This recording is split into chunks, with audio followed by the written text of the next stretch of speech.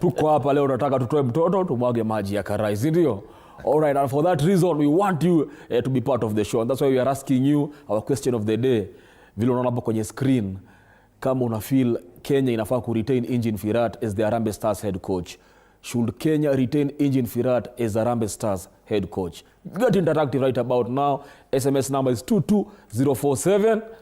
Anza kujiachilia hapo, tuambie do you feel kama huyu ndio coach anatupeleka pale tunataka kuenda, because okay, hii ya Morocco imeshindikana, ni yeye atakuwa na sisi tukipiga hapa nyumbani 2027 or not. But before we get to it, nataka niwapeleke kwa mtu wetu Tony kwa Landa, sababu unajua mambo yake na kuaga ni hapa na pale every place. Sasa iko hivi kuna Chepsaita cross country inafanyika tarehe 4 hadi tarehe 7. But before ifanyike, wacha tuone Tony kwa Landa ametuandalia nini kuhusu hii shughuli. Welcome to the home of Benedicta Kosgei. We found her feeding her treasured asset, which she won during the Great Chepsaita cross-country run in December 2023. The elderly Kosgei secured a podium finish in the seniors category during the inaugural competition, and this cash cow makes her look forward to the next day. She supplies milk to the nearby Chepsaita Secondary School, producing at least 20 liters daily. Sule unaona ng'ombe ni kubwa, ni mzuri kabisa. Ananilisha kabisa, akisa ndio mimi nafurahi kabisa. Anachunga poma, anachunga shule, na kama inaenda shule, pata pesa ya sabuni, sukari, amenisaidia sana.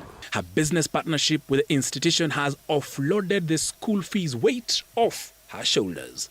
Her family's domestic needs are also catered for thanks to the prize she received after clinching third position last year. Nitaambia hii watu wetu wa Kenya, jaribu mkujeni twende sisi wote pamoja ili tusaidiane, tukimbie watoto wetu wapunguzwe na gharama, na tena tutibiwe wakina shosho ili apate wapone. Kosgei is preparing for this year's race. She trains daily between 3 p.m. and 4 p.m.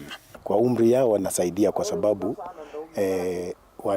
wameenda chini sana, lakini wakipata hiyo zawadi wanapata nafuu kidogo kwa maisha yao. Those above the age of 46 years will have a chance to win a life-changing prize besides securing scholarships for needy children. Athletics Kenya wametambua sehemu hii kuwa sehemu nguzo sana kwa mambo na kukimbia. Niko na wamama 1,200 ambayo tunakutana kila siku kupanga kwa ajili ya tarehe 7. Over 10,000 local and international runners are expected to descend in the home of champions to race in different categories, which includes over 70 years old, over 56 years, over 46 years, elite, teenagers and children. Tony kwa Landa, TV47 Sports.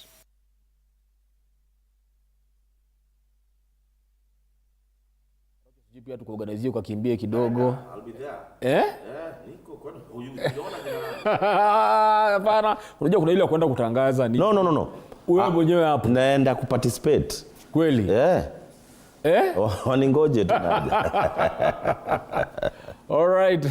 Before we come back to football, bado Tony bado kuna story nyingine bado amazing kuhusu hii shughuli. Wacha tuisikilize afu turudi sasa na tupige shughuli nyingine.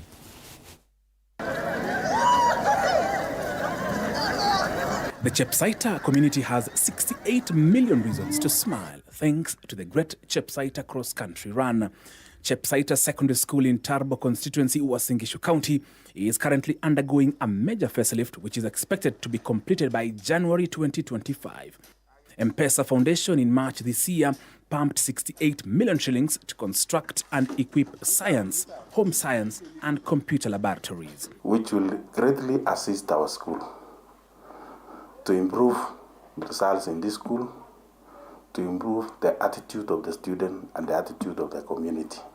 Tunataka wao watoto ambaye tutawasomesha ili tuite watu wengi kama wing to fly ile Equity Bank waje kwa hii mchezo ili waone watoto. The school will also have a new library, a 100-bed girls' dormitory and a fully furnished administration block to support the over 20 teachers. We want to really thank the Honorable Farouk for the assistance. I know all these things, that have happened. If it was not him, that I've gotten assistance. Vile mnavyoelewa, mbio na elimu inaenda pamoja. Na tumekuja kukundua kwamba watoto wengi hawana namna. Enrollment in the institution has increased by over 100 students with an expectation that they will post better results in the Kenya Certificate of Secondary Education exams. The Great Chepsaita cross country has really impacted to the growth of the school. Apart from enrollment, also employment to some members of the community. Mtoto wangu wanasoma hapa Chepsaita. Na mtoto mmoja anakimbia ako form 1. Sasa yeye ni mkimbiaji. Kwa vile walianza hii marathon huwa anakimbia. Wananchi vile imeembrace hii mchezo ingekuwa mara 2 kwa mwaka ili boost wananchi zaidi. The theme for the Great Chepsaita Cross Country Run this year is to run for education, and the race will be held on 7th of December with over 10,000 runners expected to feature in 10 categories for children, teenagers, professionals, and seniors. In the future, we will also use this cross country as a national championship so that we can select the team that will also be competing for other countries. Tony Kwalanda, TV47 Sport. All right, welcome back. Kama umeona hiyo shughuli, start getting ready. Arocho amesema anda ukimbia ya 1 kilometer. Unakimbia 10 kilometers. Na sio ku participate ile tu useme participate. Tuone hapa uko top 10. Shata boy unijui. Ni vile bado hujapata file yangu. I'm so good. Kukimbia. Pole tu. But nafika. Sikia tu. Anyway, tutakuwa hapa tarehe 7. Tupatiane matokeo. Anyway guys, if you're joining us, welcome to Monday Blitz. As we had asked you earlier on, question of the day tumekuuliza, do you believe Harambee Stars should retain Engin Firat as the head coach after the performance we had against Zimbabwe, where we needed a win but we ended up with a draw? Should Kenya retain Engin Firat as Harambee Stars head coach? And as I wait for your feedback, SMS number is 22047. Kuna namba ya WhatsApp inapita hapo kwenye screen, pia jiachilie. Na pia ukitaka call in, kuna namba inakuja hapo kwenye screen, you can call in live, utupatie maoni yako. I want to start with the same question to you, my brother Fred Arocho. Well, I think Firat performance has not been good. Not been good because we were really expecting to play in Morocco. Yes. Because after Morocco, we are coming to Kenya. Yes. And it could have been quite a good experience. Not necessarily on the pitch, but off the pitch, for us to know exactly where we are in terms of infrastructure and all that comes with the tournament. And then also, he's been taking a lot of pressure, and I don't think he's handled it well. The way he's been responding to the media has not been good. And I think that one has also brought the tension between him and the fans. But all said and done, I think Harambee Stars, we need to re-strategize. We need to look at things differently. Time for me has come that we need even to stay away from international football for 3 years so that we can build a team. Yes. We can promote the Kibets of this world. We can come up with a new strategy. Yes, we'll have to play AFCON. So I heard the minister talking about the under-20 moving for AFCON. I think the transition is not really structured. If we had a structured transition, then yes, we could have given these young lads the opportunity. But because we don't have a good under-23 that could have fed the under-20 just to blend and be ready for 2027, we need to start working on that, and it should start now. Well, a good place to start would be Chan, just starting the under-20 to play the Chan. But before that, we say great coaches know how to take pressure from players. You know, they put themselves in between the pressure and the players. We've seen coaches like Guardiola doing it, Arteta doing it, Klopp doing it, you know. Is Firat doing the same? And if so, do you feel at some point now the boys also need to step up? Because do they understand the pressure that it is playing for Harambee Stars? And if they understood the pressure that and what it meant to play the game they played against Zimbabwe, do they also take some part of the blame, or do we just blame it on Firat? Well, the players will take a part of the blame because it's a collective kind of a venture. The government providing the necessary infrastructure that is in the stadiums and the traveling arrangements, the payment of allowances, and I think the government has done a good job. It's taken long for us to even talk about allowances with the Harambee Stars. When it goes to the federation, I think also the federation has done a good job. As much as I don't like this federation. That's a new one. No, I give credit. I give credit where it's due. All right. We've not had the team spending nights in airports, on airports. We've not had the team really complaining about things that needs to come from the federation. The arrangement is superb. We went to South Africa 5 days before that match. So basically, yes, I don't like Nick Mwendwa and his administration. But they say give credit where it's due. This is a federation that has made sure that Harambee Stars is comfortable. So I think the players also need to take a chunk of the blame. Everything is being provided. We are not performing. So what is the problem? As much as the coach, as the head of the technical department, takes the biggest blame because he's the one who strategizes, gives the strategy for the game and all that. The players also need to take a chunk of the blame because we cannot be losing. For example, look at the way we played. For me, we were a bit casual against Zimbabwe.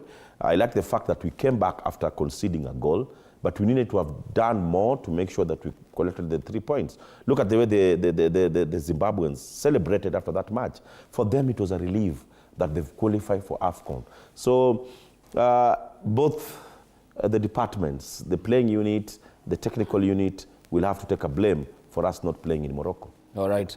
Let us tusiweke pressure mingi sana on the boys until they play tomorrow. Then wakirudi sasa we can talk and ask them guys hapa information mnapatiwa mwelewi ni wapi because but anyway before we do that kumbuka the first time Firat alikuja Kenya alikuwa amepewa contract ya 3 months. Then after that it was extended to a long-term contract. We've been here for what, 3 years now? Shutterboy, that's where I also have a problem. This is a federation that is full of secrets. Yes. Do you even know how long that contract is lasts? It is a long term. Do you even contract. know how much is being paid? What we know about his payment is that he says he's not been paid. That's why I have a problem. And for me, that is another scandal coming up. Okay. The moment this office is out, then is when you'll start hearing, oh, it was a contract worth 5 million, 50 million, 30 million. If we know very well how much the national team coach of Brazil earns, you know the contract runs for how long. Everywhere else, we know how much the coach is being paid. It is not, it should not be a secret. But in this country, it happens. And Adel Amrouche was a very good example. Adel, we didn't know about his contract until he went to FIFA. Yes. That's when we paid 112 million. So once again, I think for me, this is just deliberate to make sure that it's a secret. Once you leave office, you even get a different kind of a contract. And because it has the necessary kind of signatures, it takes us to FIFA and we'll pay. True. So for me, this is the reason why I feel that this federation needs to go. They need to go because the contracts that they are running are just full of secrets. We need to know how much our coach is earning, how long that contract runs, so that once they leave office, we know how long that we still have a Firat. But who knows? The only 2 people who knows about that contract, I think 3, Barry Otieno, Nick Mwendwa, and Firat. And for me, that is very wrong because that office, you can vacate it any time. That's true. Yes. And it's a public office because it's not your private entity. It has all the markings of a public institution and the public interest must be catered for. But remember when he came, there was a question that was asked, Vilalifika tu hivi, that was this a competitive process in appointing this coach? And he said there is nowhere it was not mandatory for them to do a competitive kind of situation in appointing a coach. So why don't we take a look at Engin Firat's profile, his age, nationality, tuone his managerial career, ametushindia game ngapi competitive kutoka akuje. Then we come back kuniambia kama ina kusatisfy or not. All right, guys, as you can see kwenye screen, this is Harambee Stars head coach Engin Firat's profile. we all know he's from Turkey. If you didn't know now, you know age yako 54 years. The number of games as a manager is 76. Number of wins is 17. Number of losses 32. Preferred formation is 4-3-3. Only that kwa hiyo 4-3-3 anaekaga madefender wengi kwa game when he needs a win, like we saw alipatia madefender 6 kwa game tunataka win. Anyway, as a Harambee Stars, stats zake ndio hizo hapo. He's played 21 games, he's lost 9, won 6, drawn 6. Na kwa hizo won 6, I think 3 of them ni friendlies. Competitive games ile ametushindia I think ni 3. All right. Does not look okay. From what you can see guys kwenye screens hapo nyumbani, members still SMS number 22047, WhatsApp number ndio hiyo kwenye screen, number unaweza call in ndio hiyo. From 21 games we've had 9 losses, 6 wins, 6 draws. Do you believe hiyo ni pass mark ya ku maintain coach haba ya kumwambia asante fungasha virago? Shatta boy, we run the federation kama tunarun a kiosk. How did we settle on this coach? That In fact, was Mimi, I was among the guys who questioned. 4 days before Firat came into this country, I told Kenyans that there's a foreigner coming and these are his credentials. Well, we need to, as much as, yes, we don't have that kind of financial strength to bring the best coach around, but we also need to have value for our money. You cannot bring in somebody who has not performed. You know, football, a coach is as good as his last match. Yes. So that's why when we're bringing a coach, you also need to look at the kind of CV that he comes with. So si basi tuweke CV yake kwa screen. Then before Harambee Stars, let us see his managerial career. Like amekuwa wapi, alianza kuwa manager lini, ameshinda games na kaje. As you can see hapo kwenye screen, leo nayo tunamchambua. I hope ana watch TV. Anyway, this is Engine Firat's managerial career. You can see the teams hapo. Itabidi nikaribie macho kidogo, imeanza kuniambia kwa heri. Inaitwa La Action in Germany, July 2004 to October 2004. Games played 3, won 1, draw 1, lost 1. Win percentage yake ni 33. Incheon United, South Korea. Kuanzia 2005 malizagi mwaka ni hapa Kenya tu amekaa 3 Okay. Games played in Korea 8, kashinda 5, draw 2, lose 1. Hapo alikuwa sawa kidogo. Kutoka hapo akakuja timu nyingine iko Turkey from January 2008 to June 2008. Contract za miezi 6 tu. Games played huko nyumbani kwao 11, won 6, drawn 3, lost 2. Alafu from there akuja Sepahan iko Iran, June 2008, September 2008. Hey guys, isn't this a red flag? 3 months, 6 months. Games played in Iran were 14, won 7, draw 4, lost 3. Win percentage was 50%. Alafu Gostaresh, Fulham, bado Iran, August 2011, October 2011. Hizo ni miezi ngapi? 3 bado. Games played 7, won 4, draw 2, lost 1. Alafu akaenda Moldova, October 2019 to November 2020. Hapo kidogo alikakaa kidogo miezi kadhaa. Games 11. Hapo sasa kushinda ilikuwa anaionea kwa wenzake. No win in Moldova. Drawn 2, lost 9. Win rate yake ilikuwa 0.00%. Then from there akiwa na hiyo record, kuna watu walikaa chini kwa federation wakaona that is a very good record, wakampatia kazi ya Harambee Stars. Kuanzia September 2021 to date, you've gone to scout. Guys, you've gone to scout for a coach and you've seen his last 11 games hajashinda any competitive match ama hata friendly. Alafu mkaona sasa huyu ndio anafaa kuwa coach wa national team yenyu. And you've brought him, gave him a contract ya 3 months. After that mkaona we should reward you because you've done an amazing job. Tumekupatia a contract ya infinity. We are saying infinity because hatujui the end date hiyo. I'm not even blaming the coach. Nick Mwendwa. Yes. Because this thing au fanyaga inaitwa single searching ama inaitwa. Yes. You don't advertise. Yes. Sisi tunaamka tu journalist mnatokelezea mnaambiwa huyu ndio coach. You don't need to, they don't want you to ask any questions. And that's why I feel that this regime has failed us. And that's why the other day I was even pleading to the president. Because we are just seeing things being forced. This is a regime that unakuwa president 8 years, tena unarudi unakuwa vice president. What kind of precedents are we setting, Mr. President William Samoei Ruto? This is a country that is run by rule of law. You cannot tell me that William Samoei Ruto atakuwa president mpaka 20, tuseme for example, inaitwa 32. 27 akipata 32. 32. Alafu sasa aseme sasa kwa sababu bado yeye ni president, bado yeye ni young, sasa kuja with a vice. What kind of precedents are we setting? Do you know if Nick Mwendo atavai election, all these other federations will copy? Utawaambia nini? But that is the democracy. What democracy? That is what democracy dictates. In these federations, these people just buy delegates, not only in football. So for them to win is normally very easy. Yes. And that's why the Sports Act came with laws to make sure that mtu hawezi rule forever. Let me tell you, if this regime watarudi tena vile wanataka kusimama, they'll have ruled Kenyan football for 16 years. When will you rule, Shutterboy?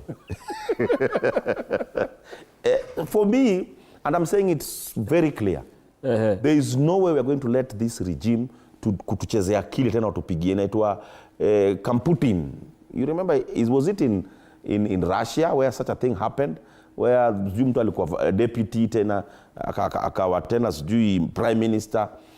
But in a nutshell, if they did well, sawa. Tungesema jamaa, let's reward success. We want to reward failure. You coach, do you want us to reward failure? Because if we bring back this regime, Firat atakuwa job. Definitely. Na akiwa job, do you want us to go? Tutaandamana. Hiyo kandanda. Let me tell you, wacha kuandamana. And that's why I plead to football stakeholders. Sasa leo unaniambia we want to bring Nick and Petra back. And we're having Chan. Yes. Sinema bao tutakuwa tunapigwa uwanjani. Alafu na AFCON. Sinema bao tutakuwa tunafungwa. Guys, tuacheni kudanganyana bana. Let us do this. Let's take a short commercial break. Alafu because Arocho ameanza kuingia kwenye elections za FKF sasa, tukirudi we shall discuss vile elections zilikuwa na pia hii tunangojea tarehe 7 December. And of course now tutakuwa tunajoiniwa na our guest for the day, tutakuwa na Florence Ndongo kutoka Flow Sports. Anakuaga hapa leo kidogo, ni Manchester hii kucheza. Atakuja aongee. Tuwaambie wameanza kuglow because Manchester has not been playing, but now we shall see from next week. Alafu pia tutakuwa na Bana Domondi ambaye ndio FKF Nairobi West chairman elect. Tutakuwa naye hapa tuambie kinyang'anyiro kilikuwaje. Alafu heading to the grand one tarehe 7 December. Tungojee nini? Keep it luck. Monday Blitz.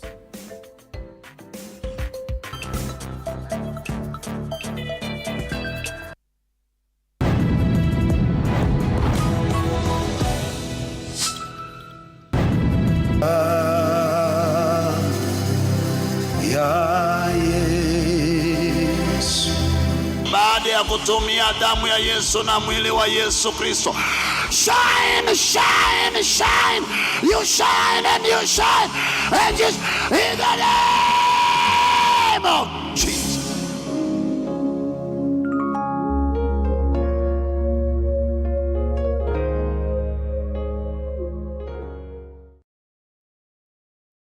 Karibuni. Hii ndio base ya the best local entertainment. Sitakubali ukalie kiti cha umiliki katika kampuni ya mume wangu. Tell me where my money is and I'll make this quick and painless. You don't know what they do to girls like you. I think it's a bit unfair. Nakujua vizuri sana. Najua mdosi wangu vizuri sana. Hauwezi akakuandika kazi.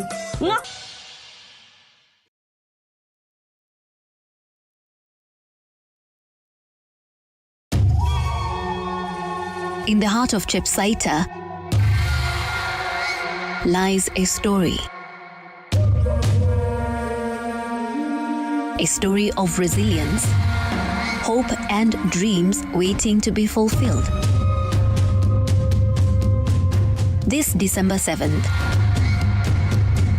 the second edition of the Great Chepsaita cross-country run will once again echo with the footsteps of hundreds running not just for victory, but for something far greater. This is the place to be. This is more than just a race. It's a run for education.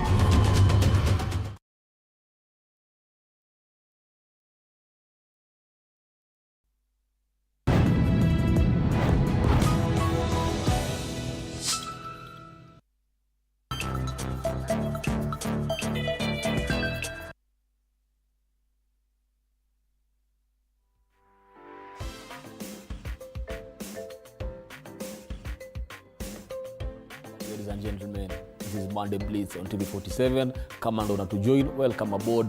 Na tulikuwa tumekuuliza swali kama do you believe Kenya should retain Engin Firat as the Harambee Stars head coach after being knocked out of the AFCON 2025 litapigiwa Morocco. We were really expecting to go there tujipime nguvu because 2027 tuna hope tutakuwa host tusiponyimwa pia sababu viwanja zetu zinakaa vile zinataka. We might play as the host, so we were hoping that ya Morocco tugejigeji nayo to see kama tunaweza fika hata group stage tutoke twende round of 16 tuingie tu knockout. But anyway, as it is, haitafanyika sababu tulitolewa, sababu tulishindwa kupiga Zimbabwe. Na niko na Mbogi manager hapa kwenye studio, tulikuwa na Arocho. Sasa nataka wajiintroduce alafu pia watupatie maoni yao kuhusu Harambee Stars. Flo, we start with you. Good morning, my name is Florence Ndong. A pleasure to be here again. Yeah. Maoni yangu ya Harambee Stars. Tukiendaga hivyo. Maoni yangu, well, I think we should just fold football in Kenya and just focus on other sports. But I don't want to be unfair to people who love football, from the fans to young footballers. Actually, I have like 15 players in my mother's house watching me today. They have been calling me coach because we're doing football for charity. Maybe that's the only thing we should be doing with football. But what I'm saying, if we look at what is happening from the federation, I've been listening to Arocho and I want to agree sana with what he is saying. Thank you.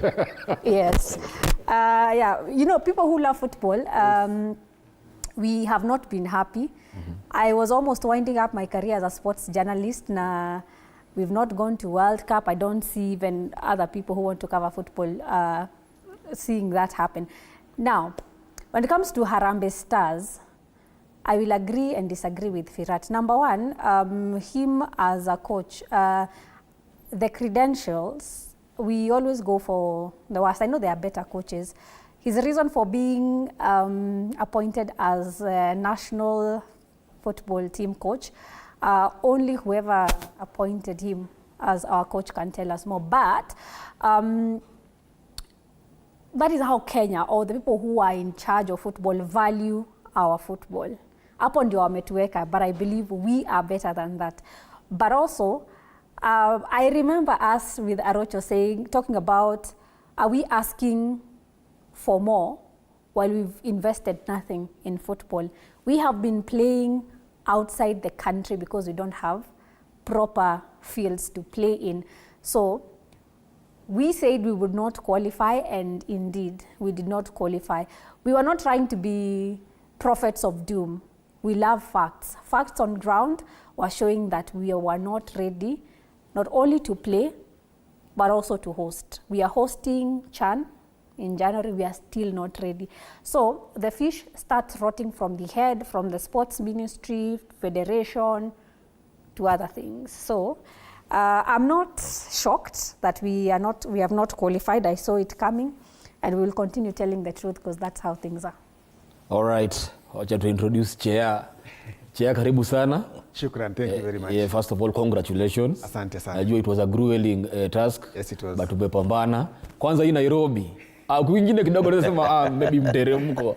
But Nairobi, congratulations. Asante sana. Welcome. Introduction kwa wale maybe hawakujui. Majina ni Bernard Omondi. Yes. Rama. Chairman elect Nairobi West FKF branch. Yes. Karibu sana. Asante. Shata, you know these are the guys that we need to take to task. That's these are the guys. Here. These are the 93 guys. These are the 93 guys who are going to make that decision. Yes. Either to bring Nick Mwendwa and the Doris Petra back, yes, or to kick them away from our football forever. For me, I'm sorry, I've cut him short. These are the guys who need to make sure they know what we're talking about. Yes. Because football is big business. I was out there, I saw what football is all about. Football is not just about kicking the ball. Football is more than that. Yes. There is more to football outside the pitch than on the pitch. So Rama and the other 92, because there are going to be a total of 93 delegates, that is 48 from all over the country, and then the rest are coming from clubs that are from the Premier League, the NSL, and the Division 1. These are the guys who need to know why we have to get a new federation. All right. Chair, tumekurusha ndani yake straight, but first tupatie maoni yako ya Harambee Stars. Once again, thank you so much. Yes. I think umenirusha deep end, manake niko na 3 journalists against 1. Anyway, maoni yangu kwa Harambee Stars, I think the problems with the Harambee Stars run beyond Engine Firat. Our problems, our footballing problems, cannot be put on one person. Firat might be a problem, but looking at the bigger picture, we have a fundamental problem in the way football is being run, football is being managed, football is being structured in this country. So to me, it is more of an institutional problem rather than an individual problem. Look at our structures for football, our league structures, our development structures. I think that is where the problem lies. We should go back to basics. We should go back to basics and get everything right from the foundation. And then from there, maybe we can be able to hack it. But as a stopgap measure, I think number 1, Firat must go as a first aid measure. Of course, that will not cure all our ills, but just as I said, as a stopgap measure, we need him out. We need a more competent coach to take care of the national team. Even as we go back and start the institutional process of bringing back proper structures, bringing back proper development, bringing back proper pathway. So I look at it wholesomely. Let's look at the whole structure. Let's look at youth development. Let's look at our leagues, especially the grassroots leagues. So I think that is the bigger picture. If we get it right, I think it will be easy for whoever comes in as a coach. And I think I also agree with Arocho that we look at football as a hobby, yet football is a multi-million enterprise. We don't look at it as something that has huge economic potential. I think that is why also maybe there is not so much seriousness, if I may call it so, from stakeholders, from the government, the ministry, the people running football. So I think we should just change tact and approach football with a totally different mindset. Let's look at football and the whole sports as an enterprise rather than as a pastime, rather than as a hobby. Yeah. Asante sana. Arocho, Harambee Stars iko na game. Nataka tumalize Harambee Stars ndio tuingie sasa kwa elections za FKF. Tuko na game. Nipe predictions zako. Tutapiga mtu 2-0. It's a dead rubber. Yes. Namibia is out, Kenya is out. We are miserably out. So for me, nothing much. I believe that this is when Firat should give wale jamaa wa wachezi an opportunity to play. The players who have never kicked, there are several players who there who have never kicked a ball for the national team. Wacha wapewe nafasi. And for me, hata ningerudisha the professionals, nitafute our local, so that I start my preparation for Chan. Because Chan is coming in the next 2 or 3 months. 2 months, yeah. So we are going to win, but dead rubber. All right. Flo? Whatever be positive. Si tulisema tunaosha mtoto, tunamtoa kwa karai, tunamwaga maji ya karai. Usi mtoto. Hatumwagi mtoto na karai na maji. Washamaliza kuosha, usi mtoto. Let me tell you, we are going to win. Are you happy? Yes. Whatever margin, we are going to win, because Harambee Stars is good at winning when it doesn't matter. Hey. I'm positive. We are going to, you said I'll be positive. We are going to win whichever When it doesn't matter. Because it doesn't matter. They will give their all in this particular match. By zile friendly tunaenda Russia tunashinda Russia. So yes, we will. Yeah, you are. I think I agree with Flo. It's a dead rubber, and Harambee Stars wins most when it's not needed. So I'm seeing a very big win. 3-0, 4-0. Yes. But again, it's a dead rubber. Again, I agree with Arocho. This is the time maybe to introduce new players in preparation for the Chan. Yes. There's no pressure, but all in all, I think we are going to win, because the one time that we don't need to win, that is the time that we are going to win. All right. That is very Harambee Stars. Like, yeah. Very predictable. Mimi niko roho juu. Acha waende, unajua unaambiwaga even as a coach. Si ndio kama tumekaa kwa darasa ya coach unaambiwaga ile timu yako morali iko chini, tafuta mnyonge. Mpige bao. Nyorosha. Vijana wako confidence irudi juu. Si ndio? Hata sisi we need our morale boosted. That confidence inaenda wapi? No, as we head to Chan, man. We just need like to exit this stage with our shoulders and heads high. Where does those shoulders take us?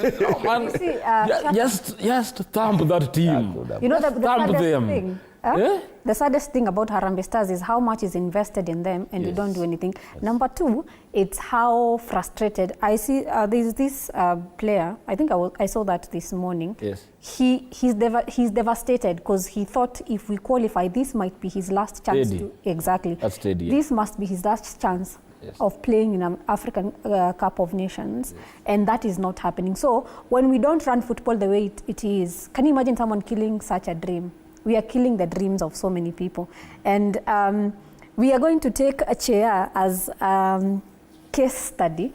Yes. Unfortunately, we will ask you very hard questions. Be ready to tell us if perhaps you're using football as maybe a bridge to somewhere, because we've seen that happen. Because we want people to understand that there are other people who football is their dream. Whatever they do with football is their dream. So whatever you do, whatever you're using football for, do not kill those dreams. If you're there that time when you're in football, and for whatever reason, make sure you do what is required of you. So for me, I feel like that is something I needed to mention. Yes. That when we don't run things very well, we've covered Teddy. I know Arocho, you've covered him for a long time. Yeah. And that is a dream that has been shattered, and it's not fair. That's true. Yeah. Kwanza considering he's given so much to the national team, yeah. For all this time. Anyway, Harambee Stars, all the best. Mimi nao niko na nyinyi tu, mimi na believe tu yani mumeangushwa. Sote tuko na tuko na nyinyi na tuna believe tu ni kuangushwa, mumeangushwa in terms of pia ule msee. But sasa tuingie kwenye elections. I want to believe that sisi wote tuko satisfied na vile zilifanywa on Thursday na Saturday. And sasa now tumefika pale inasemekanaga if you miss here, hiyo yote mlifanya does not make sense. Ni zero. Because if you do not elect the perfect heads hapa juu, au wengine wote hapa chini tu si ni kuambiwa tu kutrikoliwa down to leadership kutoka pale juu. Si ndio? First vile grassroots elections zilifanyika kwa counties. Yeah. Were you satisfied? Well, obviously I don't know everyone. Yes. Chair, I'm meeting him for the first time. Well, the fact that we've seen federations that have not had elections for the longest time. Congratulations, FKF, at least you've had an election in the stipulated time when you were told to have the elections you did. So the fact that is... We had to push. Yes. No. But at least it has happened. Don't give credit to the wrong people. Give credit to the pushers. Okay, so congratulations to pushers. But all I'm saying is, the fact that it actually happened, yes. You see, they had to be pushed, as Arocho is saying. That is the first step. But now, the people who are in office, I may not know all of them, but the fact that there was an election, at least we are very confident that we'll have a general elections and we will know who to go for if they give us the wrong office. So, true. Yeah. Arocho, it appeared that hiyo election haitaifanyika. Watu walishinda kotini sana, but finally it happened after a lot of pressure and a lot of pushing. It happened. Are you satisfied with the way the elections went? First and foremost, just to correct her, yes. It didn't happen because these people wanted election. These people don't want elections. If it was their call, hata Chan na AFCON wangekuwa ni wao. But kudos to the electoral board. I'm not going to give FKF any credit here. Kudos to the election board. They went through a lot of pressure, through a lot of intimidation. I talked to someone from the board who was almost crying because they were being frustrated. Even the security around this election was somehow being sabotaged. But once again, Owila and his team did a remarkable job. They are professionals. They stood their ground and made sure that the election went quite well. because across the board there were no major incidences other than in Mombasa, where I saw people having some tussle. Then also in Kajiado, I think somebody just snatched. you know, this is Kenya. Guys were now tallying the ballots. Zishawekwa, zishapangwa vizuri. Yes. Then that aspirant akona hapa na lose. You know what that guy did? Alirukia tu. Alirukia tu zile ballot na akazi grab na akatoka na watu wake.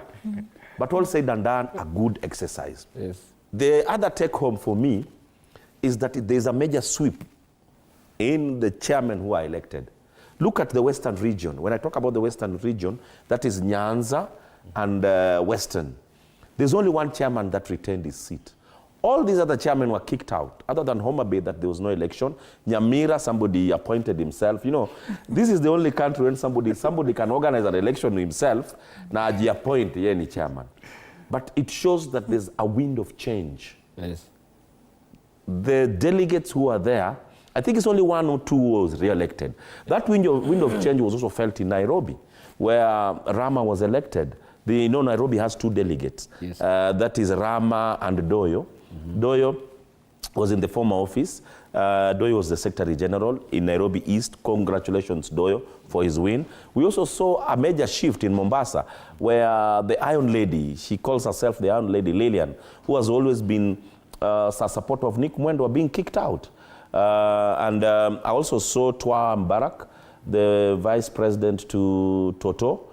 He had a very strong candidate in Mombasa who also lost. So it shows you that there's a wind of change. And kudos to all the teams kule chini. Mulifanya good job, umemenisikia Rocho. We have to bring change.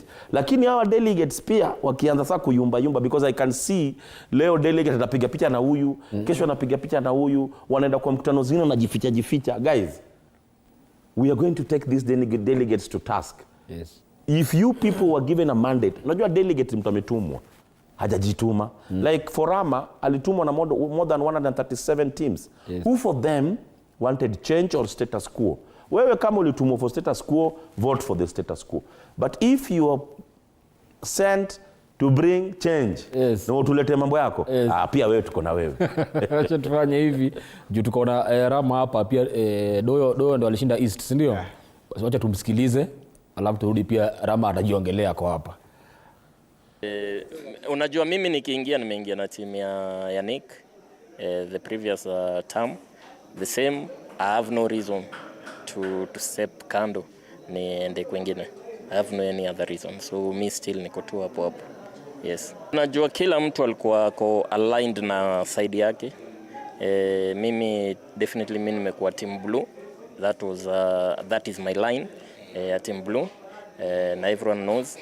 As a leader unajua una take position, or you don't sit kwa fence. You take side, make that decision after consultation pia na watu wangu, and we have our own reasons as to why tuko kwa team blue. All right, huyo ni chairman elect Nairobi East, na tuko hapa na Nairobi West chairman. Arocho anakupatia pressure vile ameongea. Amesema mukitupeleka hivi mjue tuko na nyinyi 137 votes looking at you.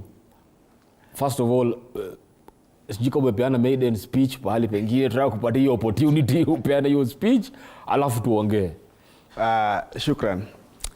I think first is to thank the delegates who turned up in very huge numbers to make their voices at the ballot.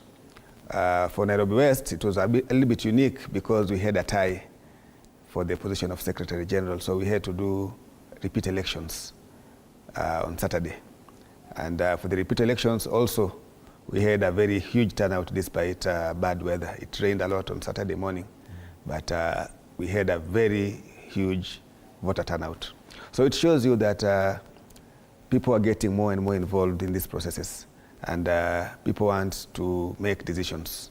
So I really thank the voters from Nairobi West for turning up in big numbers and for making decisions one way or the other. those who supported us, those who did not support us. The most important thing is that they did make their voice heard at the ballot. Of course, at the end of the day, the majority win. The majority will have their way, but the minority also had their say. So as an assurity, I want to give to the people of Nairobi West that I'm going to serve them, those who did vote for us and those who did not vote for us. I think the elections, the county elections are over now, so we should now embark on work, serious work. There's so much that needs to be done. And the only way that we can also thank those people who did vote is to ensure that the promises that we gave them during the campaign period are implemented. Because again, if we don't implement them, 4 years is such a short period of time, pia sisi tutafika hapo na watatutupa nje. So I think we really have so much to do. We really have so much to implement and to achieve. But with the efforts of each and every one of us, I think we are going to be able to implement and achieve the promises that we made to the people of Nairobi West. Also, I would also want to thank the Electoral Board so far, and even all the candidates that took part in the elections. It was a largely peaceful, respectful process. I want to go back to Arocho's point. It was a struggle to get the elections done. I remember so many things had to happen. People had to write to FIFA. Waziri had to come and threaten people. So I think that's not the ideal situation. I think one of the things that whoever wins the national elections should do is let us have such important dates in our constitution, like the national elections. We know that after every 5 years, the second, is it Tuesday of August, we must have the national election. So I think that would be very important. Let us have specific timelines for the elections, for football elections. Let's say, you can say, of course, the tenure is always 4 years. So we can say that every second Saturday of December, after every 4 years, that should be an election date, example. So regardless of whatever happens, we know that there's a specific election date. You see, for this particular one, we did not have timelines. It was so much push and shove, push and shove, push and shove, court injunctions, FIFA writing this letter, ministry. I mean, it shouldn't be that way. We should be able to have something structured. So I think moving forward, those are the gaps that I feel that we really need to look at. Yes. All right. There's a point Arocho ameraise ya sasa nyinyi ndo tunawategemea on the 7th, yeah? Na tumeona kama Doya amedeclare, yeye amesema ako team blue, si ndio? So kuna wengine bado hatujajua bado, but there is that, of course now people will start quoting you as chairman na pia delegates wa clubs mtakuwa mnakotiwa. Do you foresee a situation where watu wanaenda sasa kuanza kusaliti beliefs zile watu walikuwa nazo waeke sasa mfuko mbele? Because hiyo ndo campaign inaenda kuendelea sasa hii, like tukiambia kweli that match ya sasa ni simu hapa, ni aje usitokee hapa, tuko na mkutano lunch nini, kura ikipigwa tunashangaa what happened, unaona before ujibu swali nataka tuende break, pia naona Flo akifanya hivyo kwa swali yake nataka kuuliza turudi ujibu zote kiwholesale, si ndio? Alright guys, let us take a short break. Members still bado tuko hapa kwenye Monday Blitz on TV47. Maswali zenu tunakuja kuzisoma na pia feedback yenu. Na kama uko na swali yote kwa chair Nairobi West chairman, uliza hapa akujibu kabla hajaenda, si ndio? Keep it up.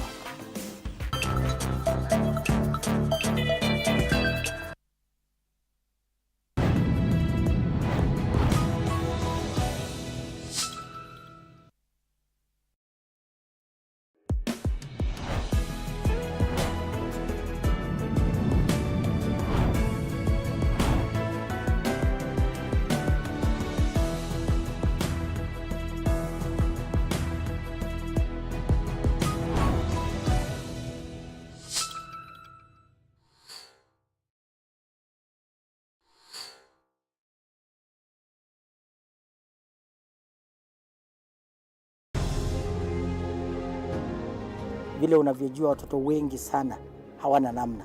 Mimi ningependelea watoto wasome. I'm here to stress on education. At the same time, let us actually do any kind of sport that we are doing. Sport speaks the best language to everybody. Tunataka tutafute talents. Zile raw talents kutoka kule nyumbani mashinani mahali tuko leo. Hizi mbio za Chepsaita, like all other sports, zinaleta watu pamoja.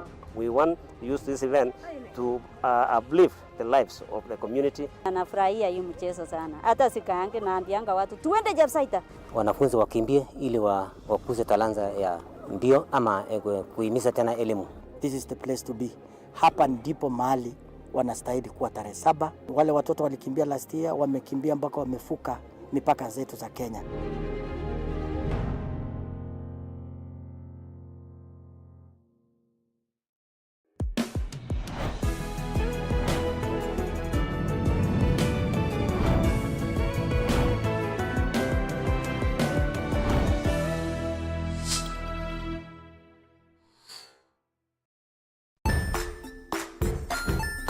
Hey there friends, welcome to Kids on the Block, where fun and imagination come alive.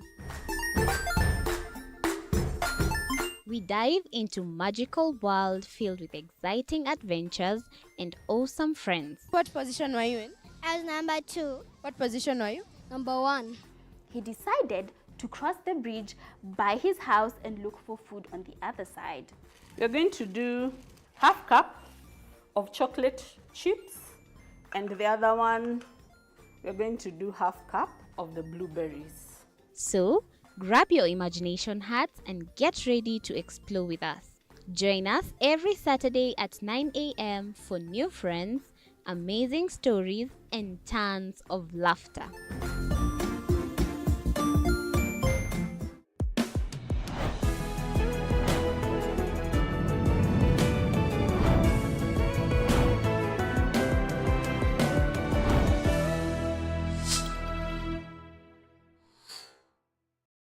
Join us as we explore the journeys of those who defy the odds and break barriers.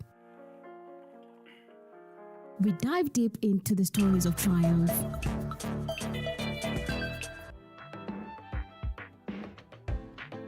All right, welcome back ladies and gentlemen. This is Monday Blitz on TV 47. Vile tumewaambia hapo tunaongea everything football leo. Kuna elections za FKF zilifanyika, tunangojea tarehe 7 za president zifanyike. Na pia Harambee Stars ilicheza ikufurahisha sana, na pia wanacheza kesho. Mambo ni mengi, na niliwaambia kuna namba ya simu hapo kwenye screen ukitaka kupiga tuongee, tunaongea. Na kuna jamaa anaitwa Robert kutoka Mararal amepiga simu. Robert, hello. Hello, Shata boy. Mambo? Fiti mzee. Nimepata vizuri, uko Mararal? Niko Mararal, Samburu County. Karibu South Sudan na huku mzee. Samburu kuko aje? Samburu kajua kamvua kidogo hivi. Lakini mambo iko safi. All right. Tunashukuru. Asante, nipatie maoni yako. Sasa bana, hii boli ya Kenya bana, sijui inaturudisha nyuma sana bana. Mimi naulizaga swali moja. Kwani what is so special na makocha kutoka Europe? Hiyo tu ndio swali mimi nataka kuuliza, kwa sababu tumekuwa na makocha local. Yes. Na wamekuwa wakiperform. Hello? Yes, nakupata Robert. Tumekuwa na makocha local wamekuwa wakiperform, kina Ghost Mulei, kina ule mwingine Kimanzi. Kweli. Na some other few pia. Lakini the moment tunaleta coach wa nje, sioni kama boli tunaenda mahali. Kwa hivyo mimi kwanza mimi nasema acha tu embrace local coaches. Yes. Acha Firata aende, kwa sababu tumeona pia record yake mmetuletea hapo, record yake si mzuri. Kweli. So sisi kama fans tunasikia vibaya. Tunakuwa disappointed kwa sababu unaona timu kama Uganda imekuwa ikiprogress vizuri. Imagine Uganda ina qualify with 2 games to spare. Imagine. Can you imagine? Game 2 haijacheza na imequalify AFCON. Nini hatuwezi learn kitu kutoka kwa Uganda ama hata TZ pia na perform vizuri sana. Kuna team zilikuwa underdogs kuliko Harambee Stars kama kina Equatorial Guinea, kina Cape Verde, zimekuwa consistent na kuqualify. What is wrong with our Kenyan football? What is wrong with our national team? So mimi nasema wacha to embrace local coaches. na pia hao wanasimamia ball Kenya waweke, they put the house in order. Kweli. Yeah, lakini tumekuwa disappointed kwa sababu tulikuwa tunataka mazeba na we qualify for AFCON Morocco, ndio at least tujenge hiyo morale tukikuja kucheza home sasa. Ni ukweli. So mimi nasema bana, let us learn something from Uganda, from Tanzania, from hizo timu zimekuja mpya, hizo zimekuja kina Cape Verde, kina Madagascar, zinacheza ball poa na zimekuwa consistent, si kuangukia. Sasa hizi Harambee Stars tunaangukia leo, kesho hatuwezi poa. You know. Yes. Na ikiwezekana tulete coach Mkamba. Ni vile bado sijapata CAF ninge apply. Hata kama ni ghost atarudi, acha arudi. Ni sawa. Alafu hiyo story pia mmesema hapo ya ati sasa hiyo game ya mwisho juu itakuwa ni game ya formality. Nani alisema ati Namibia ni underdogs? Manze tuliona Namibia walicheza AFCON juzi, hii ilikuwa Ivory Coast. Walicheza fiti sana group stages, even though kuqualify second round. Ni kweli. So atulisema ati Namibia itakuwa ni underdogs tualima hiyo game ya mwisho. Manze sioni, lakini all the best for Harambee Stars. All right. Tunapenda ball. Kweli. Lakini manze watufurahishe bana.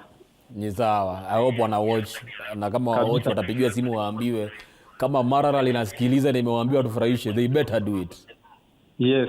Asante sana Roba. Thank you bro. All right guys. Acha nisome SMS 2-3 before nilete panel hapa. Member still SMS number is 22047. Kuna jamaa anaitwa Africana Kipkirui amesema before thinking of dismissing him, we ought to ask ourselves some questions. What will change if we still be playing outside the country for our home matches? Where will the new gaffer train his players? What about the officials' interference? Mezak Golins, let us fix internal problems, especially infrastructure. Coach has no problem. We parted ways with many coaches, but they ended up performing in other countries, e.g. Bob Williamson, Paul Put, etc. Kirui Nicholas, he is only a fraction of the problem. Shida iko hapa nyumbani. Joseph Oyando, for us to have change in Kenyan football, we need to have little madness. So Firat Tawe. Jeff Olond, sack him. If you've paid him. However, FKF is a big joke. Our national team has no ground. The coach isn't paid. We play home matches away. Imagine as far as South Africa. How do you even expect to have Kenyan fans on the pitch to push our boys? In my own opinion, it's the federation that should resign from office with immediate effect. Lunch wasikule kwa ofisi kandanda. Troopers keeper. Is that a question to ask? We as fans. The problem we are having in our national team is that our players don't have talent. In short, they are not talented. Let them hate me, but I am among us the truthful man. Troopers keeper. Haya. Felix Kiprotich, a big no. We have capable coaches who can discharge the role better. Cliffzone Alata, Engine Firat, sisi kama wa Kenya, tutaki mapresha. Alafu moja ya mwisho, Jonathan Nalwas anasema morning, we need our own coach from Kenya. Integrate under 20 into the national team because some of the players wanatuona where they can't deliver or fight for the flag. Bana, violence ya TikTok mnaleta kwa TV. Ai, huyu ni mtalii haswa. Firat must go. 017 in. All right. Alafu Dal Mutis amesema huyu jamaa aishie kwao. We have experienced coaches who can manage our team.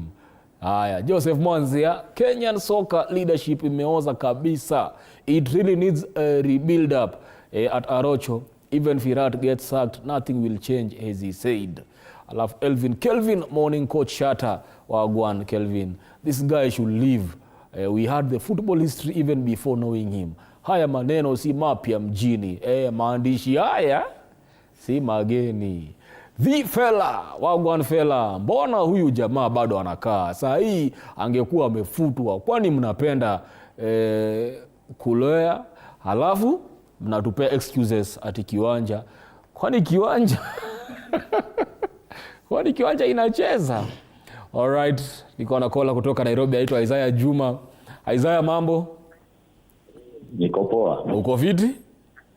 Niko fiti mimi. Umeongea ni kama umefinyiliwa chini, hata kama Harambee ilipigwa Isaya. Mimi niko sawa bana, mimi nimechangamka jo. Amazing. Uko Nairobi pande gani? Niko Nairobi Saudi pia hapa Fuata. Kwa hivyo Chea ni mtu wako hapa. Hapo. Niambie maoni yako. Niko poa, mimi ni coach wa Vipers FC mtu wa Rama. Ongea na yeye. Mimi nilikuwa nasema hii nini game set ya Kenya sisi tunachanganya hii Harambee yetu. So tunaona tunachukua mtu yote hata kama ni Msamba tu tukiambia ni coach tunakubali sema ni coach. So sisi tukiweka tu hapo tunajua tumeweka coach ukichunguza na baada mzako na rekodi mbaya asaidie timu bali sisi tunaendelea kumpigia makofi na tunasema sehemu zako sawa. So mimi nitasema kama ingekuwa tu tufikirie vizuri tupige sababu tuko na makochi wengi wamesoma hata Kenya na watasaidia timu yetu. Ni kweli. So hatutang'ang'ana, tusing'ang'ane kutafuta watu. Mtu kwa ameangusha timu ya division 2 kwao, tunamchukua hapa Kenya na kuja kuwa coach wa national team. So mimi nitasema ikuwe mzuri. Kuna makochi hapa kina Kimanzi waliperform, kina Mureo wameperform. Waje tuangalie watu kina Matano wako ni makochi. Ni kweli. So mimi nitasema vile naangalia vizuri naona Kenya tutaacha kupiga mpira tuanze kukimbia tu tuachane maneno mengine ya taekwondo tu. Hayo ndio yangu na nasema mzee Rama aendelee atufanyie yale atuambia. Namuona kwa hapo mwambie niko area niko Vipers FC mzee wake mzee si muoga. Safi. Kutoka Bypass FC. All right, acha tukuje hapa. Very pertinent issues. You know England walitangaza wameappoint coach Mjeru kwa national team. Kulikuwa na outro the entire country. Hadi pundits kwa TV hawakuwa wanaogopa kuongea. They were like what is this? Inafanyika aje that tunatuletea Mjeru kwani England hakuna coach? Uraget. So hapa Kenya there's always been that notion that we have to bring a foreigner for us to proceed.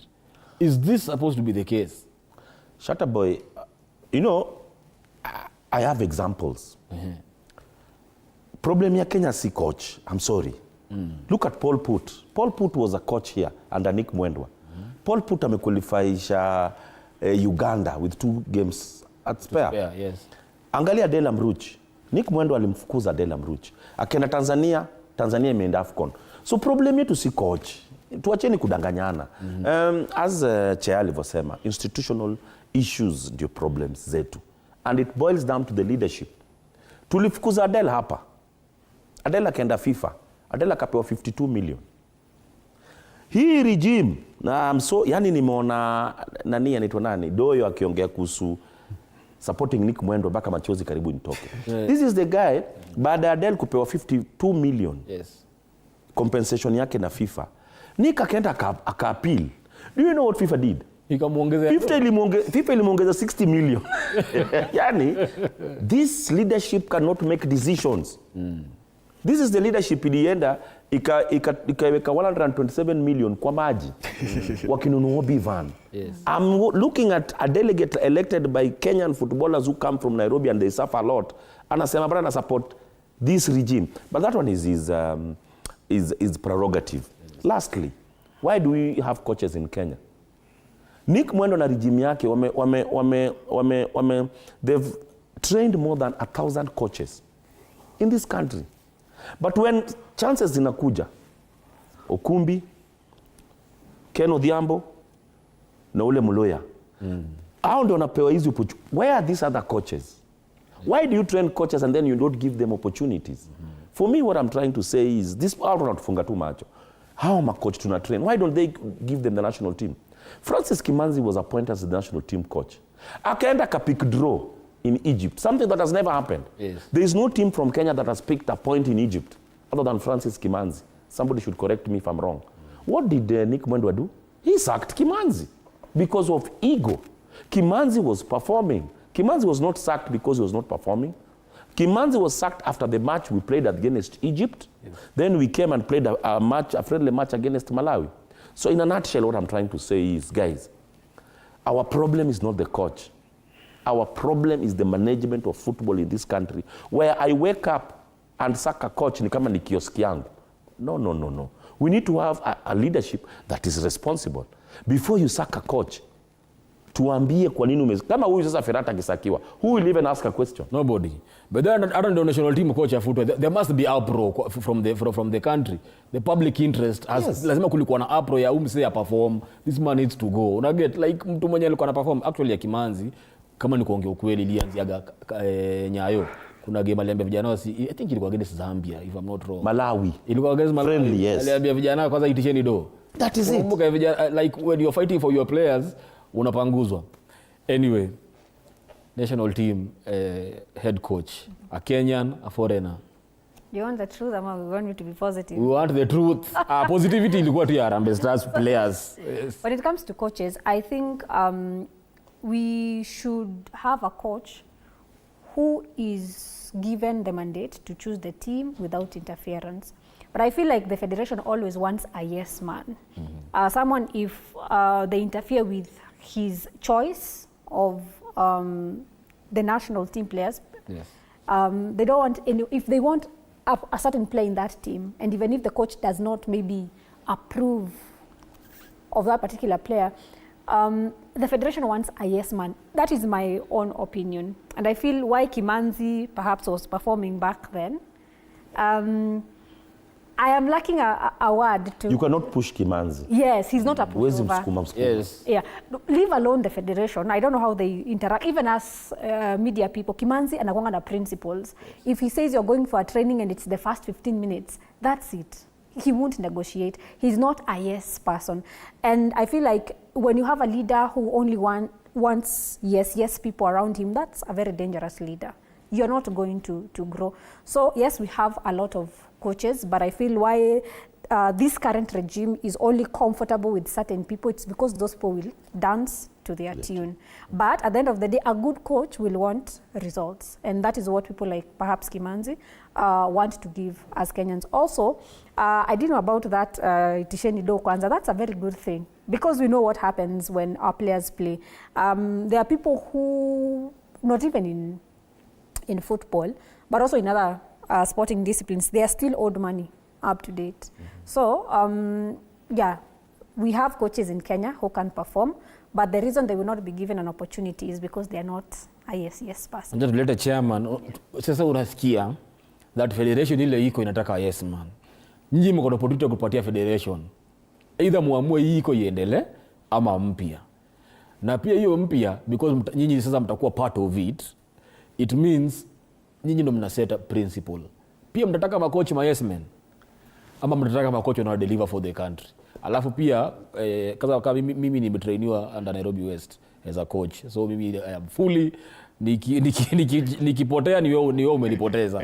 Mimi nimetrainiwa under Nairobi West kama coach. Good. Currently doing CAFC. Good. So umesikia that federation iliko inataka ma yes men. Is that the same agenda mnaenda kuendeleza ama mnataka kutupatia coach mwenye anaweza deliver? Alafu pia uongelee au ma local coaches. My position would be it doesn't really matter whether it's a foreign coach or it's a local coach.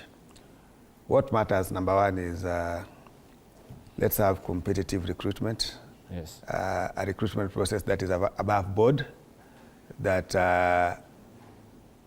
is verifiable. Yes. Something that is open and everyone can see that this is how we arrived at such and such a coach, number one. So let the process be not biased, number one. Secondly, I think we need to have to create a conducive working atmosphere for the coach. Good remuneration, free hand. Let us not have interference from whatever quarters on the coach's job. Let us ensure that the coach is free to choose his technical staff. The coach comes with his technical team, assistant coach. You see, sometimes we appoint a coach and then appoint for him people to work under him. Eventually, it leads to cases of sabotage, people not being able to work in unison. So I think, to me, let us create a conducive working atmosphere. Let us give the coach a free hand. Let the process be above board and competitive. And then it wouldn't matter whether it's a foreign coach or it's a local coach. But of course, I lean towards a local coach because, number one, I believe that we should have local solution for local problems. A local coach, I feel, understands our football better, understands the dynamics better than someone who's not from here. And if given full support, we also tend to give foreign coaches a lot of support than the way we give our local coaches. So I believe that with the same kind of support and opportunities, look at the disparities between remuneration between a local coach and a foreign coach. It's huge. So I think let us give our local coaches the same support we extend to the foreign coaches. And I think they will perform same, if not better, than the foreign coaches. Remember, our highest FIFA ranking was achieved by a local coach, Francis Kimanzi, 2008 or thereabout. For the first time, we entered the top 70. I think we were number 68, and that was a local coach. So it shows that with proper support, with everything in place, a local coach can do wonders. So my position is let's go local, but let's support them fully. Okay. Yes. But you see, nyinyi as the people that mnaenda I'm sure kuna sheria mtapata, but pia mtajitengenezea zenyu za cooperate. Sasa sijui ziite bylaws kama za kanjo. But is it possible to have a structure, like written down guidelines that kama hiyo unasema kuna disparity, for example, if Kimanzi ako job leo na kesho ametolewa, hatujasikia ameenda FIFA kapewa 100 million, unaget, tukisikia mshahara zao wale foreigners wako na mshahara iko, why can't it be written down that national team coach, hii ndo package yake, this is the amount they get paid, this is their allowances, hapa ndo nyumba wanaishi, you know, so that kama ni kuishia tunajua, hata ule anakuja next anajua pale Kenya hii ndo mshahara, sio mtu kuandikwa kazi na depending na ile ofisi iko, leo tutataka tupatie coach 10k, kesho tutataka tumpatie 1 million, you know, like can you have such, hata for example in terms of national team call up, because truth be said, this is a topic that everyone shies from talking about it, that when you hata mkifanya national team call up, there has to be public interest in it, unaget, na ukiangalia hata ukipost sahi lineup ya Harambee Stars upost wapi, feedback inaenda kuja hapo chini, Kenyans don't feel ni kama Kenya inakuwa represented fully, unaget. Na yes, kuna wazoefu wale unajua hawa kwa national team, hawa ni wazoefu, lakini kuna countries zingine unajua ndio mtu, for example let me use an example kama Rashford, ashachezea England, ni mnoma, ndio ako na jina, but depending na vile anachezea club football ina dictate kama atapewa national team call up or not, unaget. Tukuwe na parameters zenye zimesetwa for a player to earn a call up, at least earn this and this and this, tuoneshe hii na hii na hii, that way hata team ikikam tunajua wao wameitwa by merit, sio ubesa juu. Another thing that affects local coaches ni hiyo, tunaambiwa huyu anaitanga best zake, unaelewa. So when a foreigner is brought, tunafeel amekuja kutukushon hiyo, hajui ma player, but at the end of it all, technical bench still ni local coaches. Kabla chairman I respond to that, because I think that's basically structural policies that needs to be brought into the federation. I'll answer the first part of your question. Pale umeuliza kuhusu how come we don't have anything structured, how we are paying our coaches. Ni sababu ya wizi tu na utapeli. We are just thieves in this country. Why am I saying so? Angalia coach anapokuja, local coach analipwa for example $500,000. Foreign coach anakuja kulipwa 3 million or even 2 million. This happens because of that secret niliongea about. Now this happens that when this coach leaves, we have to pay him. Look at Bobby Williamson. Tulimlipa sijui 50 what million. Look at Adela Mruj. Tulimlipa 112 million. Basically hizi wa ni miradi. That's why the public needs haifai ijue. The government ulisikia siku ile waziri alisema hata yeye ajui how much the coach is supposed to be paid, so that when kuna ametushtaki FIFA, anashtaki na kitu kingine hata inashangaza the entire country. Simply because the people who are in the federation then did it intentionally so that ido waweze kupata njia ya kuingia ndani yao. I have a feeling that ido ya Delam Rouge kuna watu waliikula. Wezi niambia kwamba FIFA gave 52 million. Then tuna appeal. You are appealing against a coach who has all the documents za ku claim. Then hiyo appeal, unajua appeal definitely lazima kuwe na fine. FIFA inaongeza 60 million. Afu unaniambia ati hapo hakukuwa na ujanja. Guys, you know, kuna vitu zingine it doesn't need a rocket scientist. You know, I'm very happy someone that, like Arocho will just see through it. Yeah. I'm happy to hear Arocho saying such things on television because we need to start speaking the truth of such things. So it means that we can actually hold people into accountability. And as journalists, it's our job to know such things and bring them to light. So Arocho's talking about such issues. And I have those are facts. It is very important, yes. Those are facts. Google and you will see that FIFA awarded Delam Rouge 52 million. Yes. Then some people wakakutana, wakaenda waka-appeal. They know what will happen. They know what they are doing. And then somebody anasimama hapa ananiambia I'm supporting Team Blue. Yani surely guys. Okay guys. I think just to a little bit of some input. Yes. I think I agree with Arocho because sometimes you look at these cases and the way they are being done, it really leaves a lot to be desired. They feel it feels like it is choreographed. It is something planned. It was deliberate. So, and I think it's very unfortunate. The question is who stands to gain? Because number one, you are told to pay such amount. Maybe why would you again go and appeal, knowing very well that you are going to lose the case and you will be slapped with additional fines? I mean, who stands to gain? I think that is the question. Shatta, just to add on the Obi van. This one, let me tell you, I will go to court. Once Nick leaves office, I will go to court and prosecute. Because say you always prosecute, you don't have the documents. Yes. If another office comes in, I'll go and get the documents. The Obi van. I will take these guys to court. They have to be accountable. Yes. Tulipoteza 127 million. Alafu tunyamaze tu. Sahi, because they are in office, siwezi pata hizo documents. But if they leave office, I will go get those documents. If or when? When. Na God pia aniwekele niwe hai. I will go to that office, get those documents. Yes. I will take these people to court on behalf of Kenyans. Yes. So that mtu mwingine asingie kwa ofisi, afanye tu vitu vile anataka. You are going to do knowing very well that Arocho. Mimi ndio anaitwa nani ule? Si Miguna huyu. Okio Mtata. Mimi ndio Okio Mtata hapa. Guys, nataka tuende break. Let us take a short break. Tukirudi nataka pia tuongelea rugby kidogo. Kuna issue na player contract za vijana. But remember still, if you're joining us, question tulikuwa tumekuuliza leo ni kama una believe Kenya should retain Engin Firat as the Harambee Stars head coach. Should Kenya retain Engin Firat as the Harambee Stars head coach? SMS number is 22047. Kuna namba ya WhatsApp iko hapo kwenye screen na pia kuna namba ya kucall in. Tulikuwa tunachukua feedback zenyu.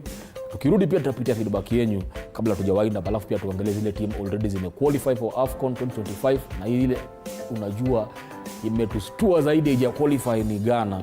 Alafu pia Cape Verde. Mimi naona Cape Verde wangepatiwa through pass. Tuangeingia tu free sababu walifanya last AFCON ikakuwa beautiful. Yeah. We shall be right back, guys.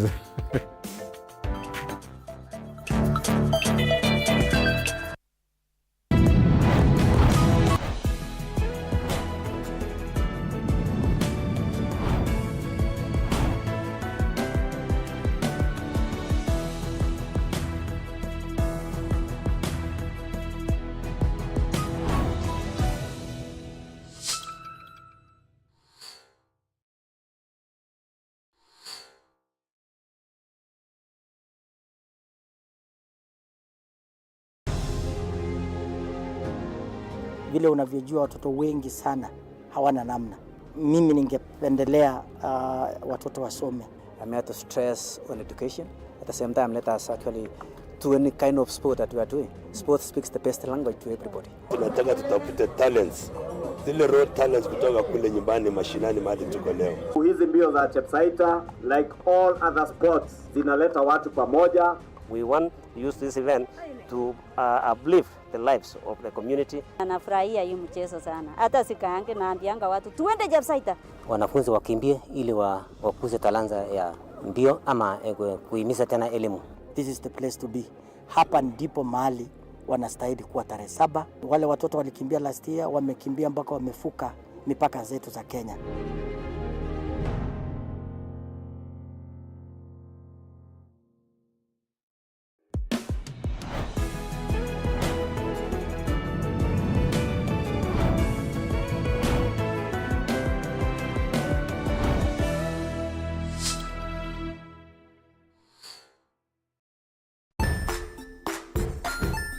Hey there, friends. Welcome to Kids on the Block, where fun and imagination come alive. We dive into magical world filled with exciting adventures and awesome friends. What position were you in? I was number 2. What position were you? Number 1. He decided to cross the bridge by his house and look for food on the other side. We're going to do half cup of chocolate chips, and the other one, we're going to do half cup of the blueberries. So, grab your imagination hats and get ready to explore with us. Join us every Saturday at 9 a.m. for new friends, amazing stories, and tons of laughter.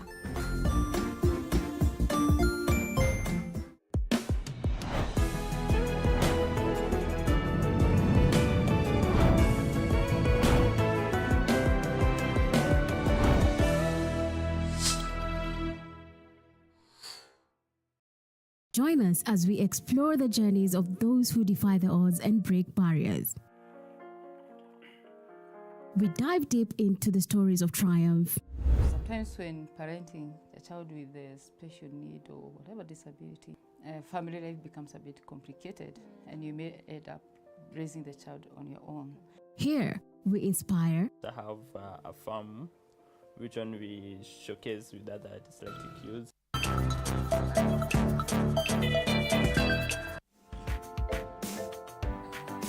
Alright, welcome back ladies and gentlemen. Tukienda break ndio mambo inachemka hapa zaidi. Arocho ni kama anafinywa button hivi tukienda break anawaka. Alright guys, utataja whatever unataka kutaja. Also as we look at zile teams zime qualify already for AFCON. Alafu pia kuna mashemeji derby inapigwa weekend. Lazima tupeane maoni yetu hiyo derby. Umenipa time ya red card? Ama bado? Bado. Okay. Yes. Ama hiyo utasema kwa red card? Mimi red card yangu ni hawa assistant coach wawili. Okay.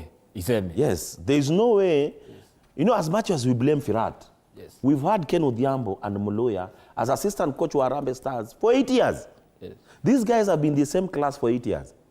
Very daft. As much as tuna blame, all the coaches that have been under, unajua Nick Mwendo for 8 years. Yes. These are the coaches that have been there. Amekuja, all other coaches wamekuja kina Paul Put, wanapata tu Ken Odhiambo na Moloya. Ken Odhiambo na Moloya. These coaches also need to be scrutinized. As much as we are scrutinizing the head coach, yes, these guys wako up on what merit. Hizi team zao, Ken Odhiambo timu yake middle table. Moloya Kariobangi Sharks middle table. We have to do things on merit. That's why I'm saying this team, this current regime must go home. They don't do things on merit. So the red card yangu niko the assistant wawili, Ken Odhiambo na Moloya. You cannot be in the same class for 8 years. All right. Talking about same class 8 years, kuna country kama Ghana imequalify AFCON, I think the last 10 editions. Towards this qualifiers, players walijiondoa kama I think 8 players walijiondoa. So wacha tuangalie zile team zimequalify haraka haraka. Morocco wamequalify as being hosts. Ya Burkina Faso wako ndani, Cameroon same walikuwa kwa group yetu, Algeria, DR Congo, Senegal, Egypt. Unaweza kuongeza hapo Uganda. Ukitaka uongeze baada Tanzania wakishinda game yao wana qualify na walishinda away, si ndio? They just need to win their game na wako ndani. Ni sisi tu East Africa tuna Tanzania wanaenda daily. Tanzania walikuwa ile nyingine daily wanaenda. Uganda wamekuwa daily. Okay, actually I have a question yenye nenda kupatia chair before uongele Mashimeji derby pia upeane maoni yako, because the question I have for the derby is security. You know, we have seen a few games hapa Kenya zikichezwa zenye zimekuwa na insecurity, yeah? Na mostly unasikiaga security nafaa kuprovidiwa na home team, unaelewa? Sijui ref anafaa kuliport tena sijui na home team. Hizo sio responsibilities za federation, because clearly if mimi ndo nimeprovide security, si ndio? Alafu napigwa game, mafans wangu waanze vurugu, hii security ni mimi nailipa. Do you think itakuwa fair? Nadhani tuko na issue kubwa sana na hooliganism kwa boli yetu. That is one of the major problems ambazo tumekuwa nazo, na I think there's a very big gap in fund management, stewardship. There was a report which was made. There was a time kulikuwa na stampede kwa uwanja, and then I think there was a G4S reported security. Unfortunately, these reports are never implemented. No one does a follow-up. I know it's somewhere inazidi tu kupata vumbi, gathering dust somewhere. So I think it would be very important if we also look at what the experts are saying, look at what the experts are providing as a solution. See, tusikue pia tunajifanya tunataka kufanya kila kitu. Tuachie experts kazi zao. When it comes to security matters, let us engage security experts to also assist us on things like crowd control, crowd management. Unajua ubaya yetu sisi Kenya tunakuaga wajuaji. Unataka wewe ni pengine club chairman, unataka wewe sasa tena ndio udeal na stewards, udeal na mambo ya security, and you have absolutely no credentials, you have absolutely no expertise on security matters. So nadhani pia we also should encourage delegated duties na responsibilities. Wacha watu wa media wafanye job ya media, wacha watu wa security wafanye kazi ya security. That way vitu tarani vizuri, lakini ukitaka kuaga wewe ni mdosi wa club, wewe ndio unataka kufanya hizi vitu zote, that's why unapata tunakuwa na hizo gap. So for me, I think it's just a matter of letting the right people do the work. Yes. All right. Flo, security, derby ndio hii, maoni yako? I wish you ingekuwa maoni. That's how tired we are. You know, since I started covering football 13 years ago, yes,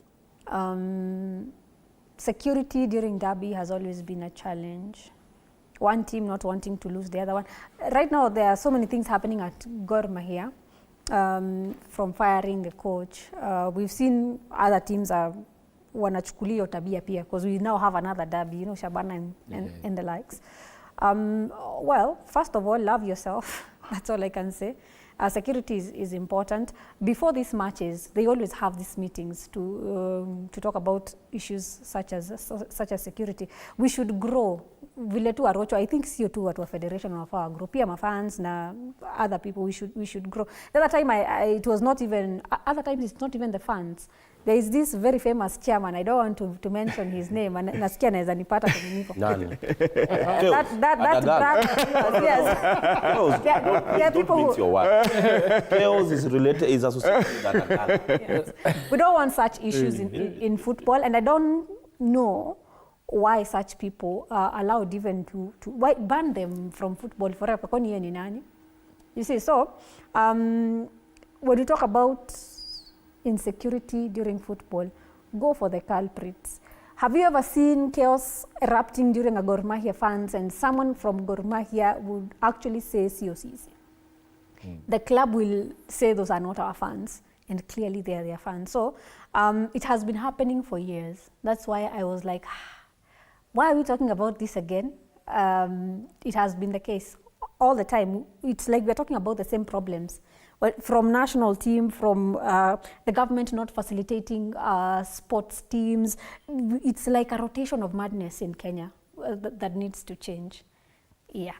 Mimi am of a different opinion tukimalizia na history ya hooliganism. Let me be the devil's advocate here. Hooliganism is part of football. It is how it is handled. You know, sisi, let me tell you, makosa, acha nikwambie kitu, makosa kubwa ile sisi ufanya ni sisi we condemn it fully and don't do anything about it. Si ndio? Look at developed countries. It's a criminal offense. Wacha ni land, si ndio? Angalia, teams that have developed in football in this world, let's go to Europe, in Germany, angalia Bundesliga, team kama BVB, Borussia Dortmund, si ndio? They know mafansoni hooligans. Unaget? So what did they do? Walijiprotect aje tusikue na issue. Hiyo hooliganism yenyu mtaipigia pande yetu. Wamewekea wall ya net. Like do your things lakini pande yetu. Si ndio? Angalia Brazil, derby kichezwa. What happens? Like fans huko yani before game iendelea mwezi na ground ile moshi imewaka huko. But they have known how to deal with their people. Like we will confine you here. Do your madness pande yetu. Don't interfere na wale mafans wengi. Chant them mkiwa mbali. Unaget? Because hiyo kuchochana mtaa ndio inaletaga wase kwa ground. Of course we want people in the pitch. Na hiyo kuchochana mtaa twendeni watu wanakam. But sasa if we say hooliganism is bad and we don't do anything about it, it is what umesema 13 years umekuwa ukifanya shughuli. Bado ina happen.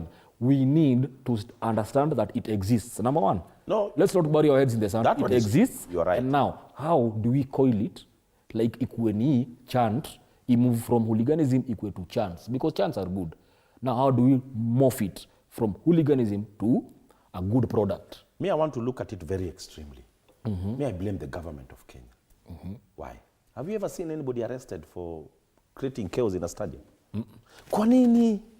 It's like we have two sets of laws in this country. Tuwatu kiwa stadium, kuna set of laws out. Tukiwa hapa nje, there's a set of law. Policemen they normally come to the stadium. They don't arrest. How kazi yao ni kupiga tiaga zetu? No.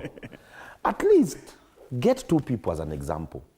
Get somebody with a camera to even have proof that huyu jamaa ndiye alianza fujo, ndiye alipiga nani, akimpiga ama akitupa mawe.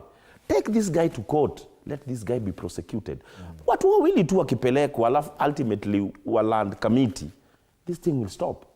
The reason why this thing has never stopped is nobody's arrested. Watu wanakufa. I think in 2010, there was chaos. People died. Yeah. The chairman alluded to some report which is gathering dust. Simply because we are not implementing.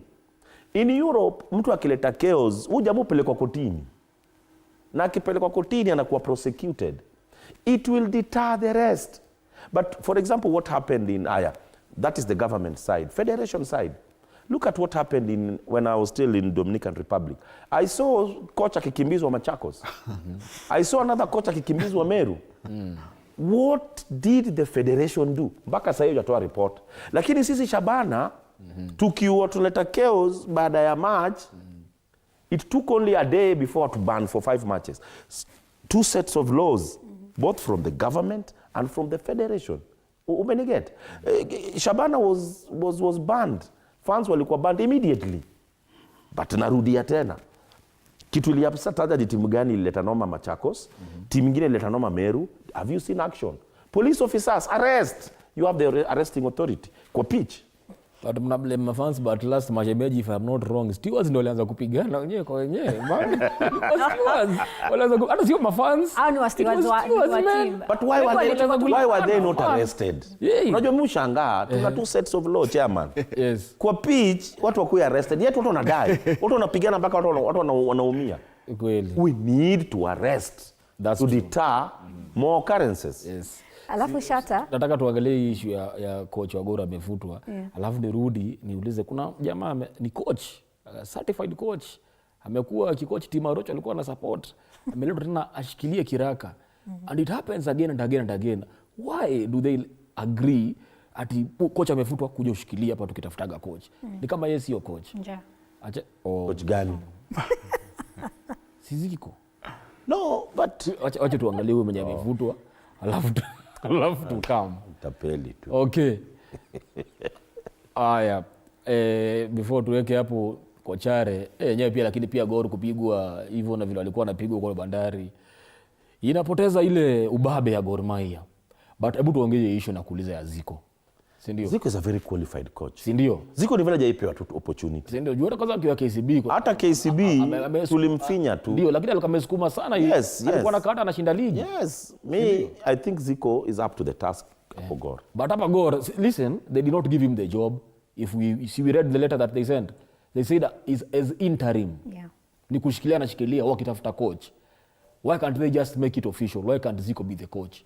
Ziko is a coach who has also been in the national team. Yes. And I don't think he was doing a bad job. But also wamesha kubali that they will always play second fiddle. They do not ask for more. But also, so then there is anyone who wants to give them more, but they are not asking for more. Ziko is a good coach. At Gor Mahia anachezanga, and it's not only Ziko, haka nika ugonjwa wako na karibu kila coach. Ama coach wakubwa. Ama hata niseme makoach wa, when I say age yangu, when I started covering football, not age ya age. Yes. The last 13 years I've been around, ukiangalia Ziko, the same thing happens to Ziko, any other local coach, be it at national team level, ama Gor Mahia and the FC Leopards, who only want foreigners as their coaches. These coaches always settle for less, in my opinion. Ziko can do a very good job in any club locally and perform, same as watu kwa kina Kimanzi. It's either no one wants to give them that opportunity, but also pia hao wamekubali that maybe they are not good enough, but they are good enough in my opinion. Yes. Sio ni kitu cha mnaweza sukuma huko mseme the two biggest team in the country zikiwa na local coaches. Okay, hiyo wezi wa Of course, but I think I agree with Flo. Our coaches should also be able to know their worth, and they should not agree to always play second fiddle. I don't see the reason why a coach should come in as a career interim coach. Career interim coach. Coach akikatwa kwingine anakuja anaambiwa shikilia caretaker. So I think they don't do that to foreign coaches, but our local coaches wanakimbilia sana. So now then also this needs to stop, and the coaches should also be able to stamp the authority and say, if you're not confirming me on a long term, ama if you're not giving me a contract, hiyo sifanyi. Lakini pia wanakubali kutumiwa stopgap measures. Unakuja unashikilia tena kabla mzungu mwingine apatikane. Also to the point that I mentioned earlier, our coaches should also now be able to come up strongly and demand for a free hand in how they manage. Sijaona ni coaches kidogo sana hapa Kenya wanakuja with the entire technical bench ama backroom staff. Wewe unakuja tu peke yako, unapewa team manager, unapewa assistant coach, unapewa backroom staff, and then within no time sabotage inaanza kuingia. So I think our coaches should also now start demanding for more recognition, for more respect. A coach worth his salt, ama her salt, will come with her entire technical bench. That way you have control. Hakuna hiyo maneno ya tujui nani ali ni sabotage nani ali. So I think our coaches also should demand for that. I'm coming, but I'm coming with my entire technical bench, my entire backroom staff. So nipatieni kazi yote. You see, in Europe, when a manager comes, it's not only the coach, it's a whole team. Yes, it's a whole team. So I think we should also now start thinking about it that way. Mwisho kabisa my remarks kabla sijasahau. I wanted to talk about the upcoming elections. There was a point that I wanted to make, but nilikuwa naona ni kama nilikuwa nasahau. Okay. The national elections are on 7th of December. And now I'm now talking to the 92 delegates that are tasked with the job of electing a new president. This is a very important exercise, and it's something that is going to affect the future of football in this country for many years to come. Not only the next 4 years, but for many years to come. And I think we are at a very critical stage. The decision that is going to be made on the 7th of December at Kasarani or wherever place the Congress will be held is a very important decision in the football dispensation of this country.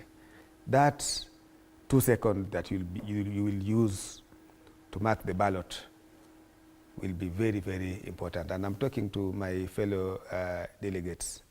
Let us get it right for once, because again, we cannot afford another 4, 8, 12, 16 years of getting it wrong. So I think there'll be so much at stake. And when you're going to vote, it's not about your vote.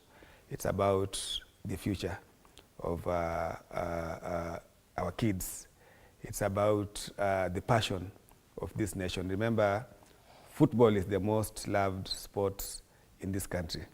So many people follow football. So many people love football. So let us treat the exercise with the seriousness it deserves. Let's give Kenyans the leaders they deserve at the national level, so that hii kulialia siku zote. Rama, sorry, I'm cutting you short. We saw Doyo saying that pledging his loyalty to Team Blue. You as a delegate, where are you placed? I saw that coming. Can I pick a call before ujibu as well? Okay. Nikupatia time pia nimekuibia wakati hapo. Duke, kutoka Kisii, mambo? Poa sana. Nimepata jina vizuri. Leo tutaongea mambo ya Manu. Leo usiongelee Manu, achana nayo kabisa. Tumko na coach mpya ndio atafanya nini? Nilikwambia last time nilikwambia, the moment Tenaga anaenda tutakuwa na changes, and you have seen the changes.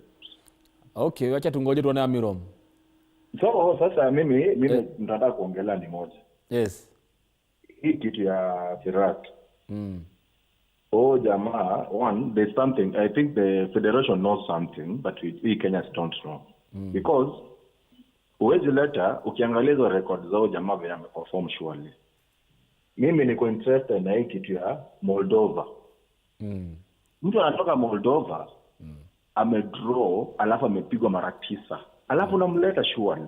I think there's something, ni sura aliletwa, yeye amekuja kama coach, lakini either anapenda kickback, or there's something wanatuficha. Ukweli. There's something wanatuficha, and one day this thing is going to come out. Kwa sababu ukianza kuangalia vile jamaa na comment, how can you say eti hata wakimfuta saa hii hakuna change itafanyika? Wewe ni coach aina gani when you say something like that? Hata una demoralize my players. Hata mafans saa hii, hata game ingekuwa ni Kenya saa hii, watu wangapi wanaenda kuwatch game ya Harambee Stars? Hakuna. After mwongea hivyo hakuna. So ukiangalia venye there's something that is hidden. It's hata kwanza to vote hao watu nje, alafu nao jamaa pia haende. Then from there we start everything afresh. Maybe from there we are kuwa na strike kama mafans kwenda hata kuwatch game ama kuanza hata kusupport players. Because you have a very nice squad. Alikuwa na squad kama hii game ya Zimbabwe, alikuwa na very nice squad. Alichagua venye mimi sikuwa na expect, but results later unaanza kucomment mavituko. No. Jamaa hapana. Sawa, tumekusikia. Huyu acha malize game ya Tuesday alafu sasa ya kesho alafu kutoka hapo tuambiane kwa area. Sio? Hata si lazima aende hata uwanjani. That guy surely the comment anapeana tosha. Aya, thank you. Turudi sasa kwako Chea. Sasa nimekupatia, nimekuibia kwa dakika 2. Yeah, I was making my remarks about the upcoming national elections, and I was talking directly to delegates. It is important they know the far-reaching effects the decision they are going to make at the ballot will have on the future of this country.